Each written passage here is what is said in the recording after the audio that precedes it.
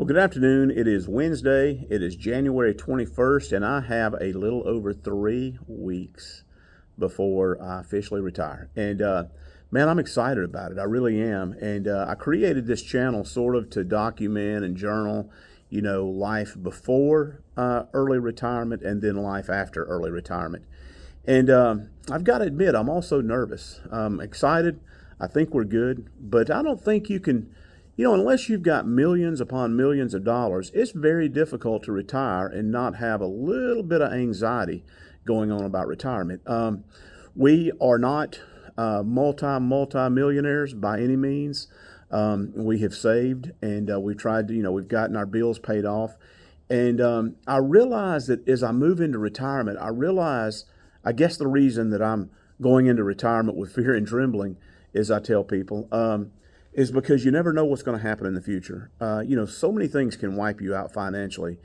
All it takes is if you're in the stock market or if you're invested in certain things, all it takes is a down year, or all it takes is a medical bill, or maybe someone suing you, there's so many ways to lose your retirement. And so for me, I've really, really contemplated, I've really meditated on whether I should retire or not for the last 2 or 3 years. And I've been planning, I've been thinking about it. And as I mentioned in the first video last week, I had a medical report, a doctor's appointment here 4 or 5 months ago, and didn't get a bad report, but I realized that I had a few health issues. And I started really, really thinking about money versus time. Is my paycheck worth more than my time to put into the paycheck? And I started thinking about it, and I realized that there's a lot of things I want to do. I'm actually recording this video in my shop, and I've got a few things that I do around here. I've got a little bit of property, got a home, and you may hear a rooster crowing while I'm out here, but I've got a few chickens. I've got a worm bin. Like to work with the tools, with my different tools in the shop, and so just enjoy being outside. I also enjoy hunting, and I haven't really been able to do that in years because I've worked. And as I mentioned last week in my first video, 15 years ago, I was so heavy in debt that I couldn't even think about retiring. I had 2 credit cards that had about $25,000 to $30,000 on each one. I had a couple of vehicle payments. I had a mortgage payment. And I also had I had a motorcycle payment, and I had student loans. And I finally, about 15 years ago, I realized that if I didn't do something, and if I didn't do something quick, that I was going to be working the rest of my life, that I would have to work into my 80s and 90s if I could. And that really frightened me in a lot of ways. And so I picked up a second job, and I worked 2 jobs for about 6 or 7 years. And it took a while, but the first thing I paid off were the 2 credit cards. And man, when I first started paying on those credit cards, I thought to myself, this isn't even worth it. This is never going to happen. I am never going to get this paid off. And it just seemed like it was so slow. But consistency and persistence, it paid off. And I got the credit cards paid off, and then I paid off my vehicles, and then I paid off the mortgage. And we still have some bills. We have, cell phone. We have electricity bill, property tax, things like that. And but as far as bills like mortgage and car payments and stuff like that, we were able to get that paid off. And when we did, that was probably about 8 or 9 years ago, 7 or 8 years ago, 6 or 7 years ago.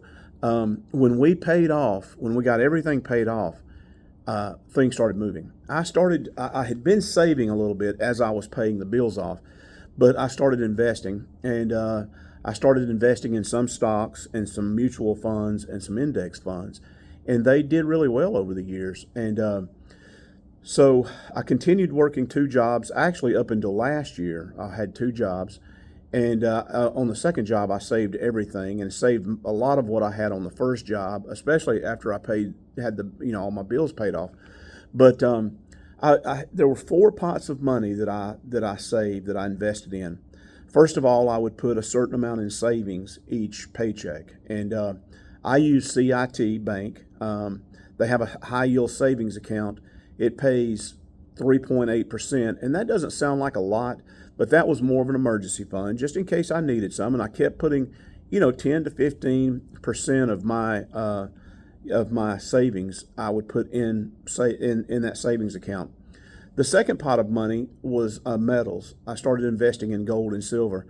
And as I mentioned, I'm not a multi-millionaire, so I couldn't afford a lot of gold.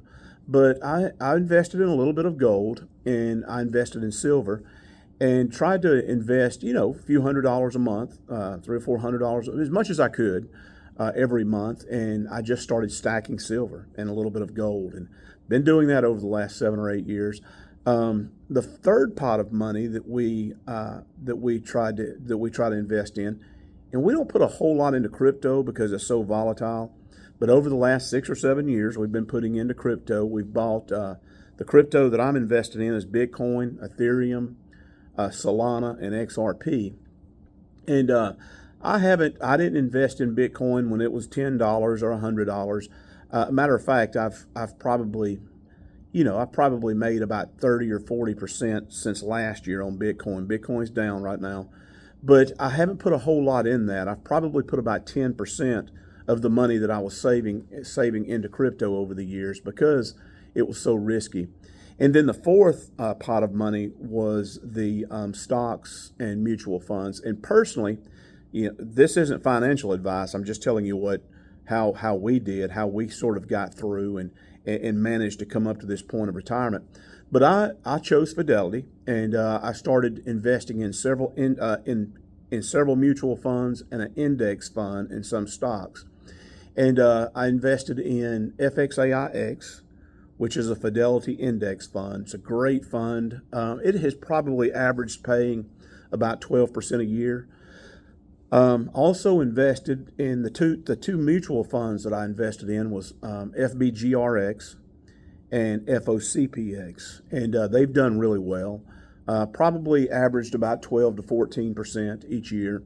And then I bought stocks here and there. I bought a little bit of several ETFs. Bought certain stocks that I liked, and I just was consistent in investing in those 4 pots of money. And the reason I did that was because I figured if I put everything in crypto and lost everything, then I'd be back to square one. But I knew I couldn't lose my savings. Of course, inflation brings the dollar down, so I knew that I wasn't making anything off of savings, in the long run. But the same was true with crypto. If crypto went down, or if I lost everything in crypto, I still had metals. If I lost everything in metals, I still had stocks. And so, to me, that sort of that was just a buffer, just a safety net to have those 4. And if I were to look at percentages right now, how I did mine, how I invested was, I invested about 60% into index funds, mutual funds, and stocks in Fidelity, and probably try to put 60% of my savings that I could save each month, each year over the last few years, it went into Fidelity. And then probably about, I'd say about 10% went into savings, into CIT. And then, every pay period.